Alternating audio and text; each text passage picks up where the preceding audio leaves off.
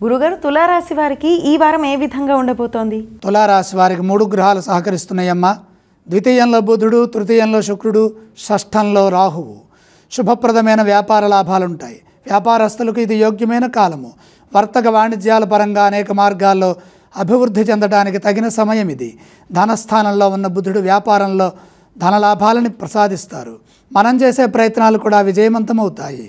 10 మందికి ఉపయోగకరంగా ఉంటుంది. తద్వారా పేరు ప్రతిష్టలు సంపాదిస్తారు. లక్ష్మీ కటాక్ష సిద్ధి చాలా బాగుంటుంది.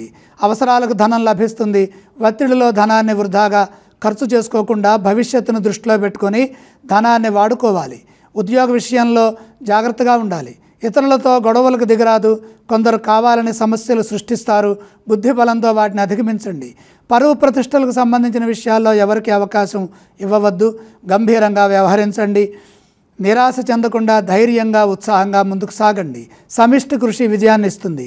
అపార్థాలకు అవకాశం కల్పించకుండా శాంతంగా వ్యవహరిస్తే మేలు చేకూరుతుంది. తులారాశి వారు ఈ వారం ఎటువంటి స్తోత్రాల్ని పఠించాలి?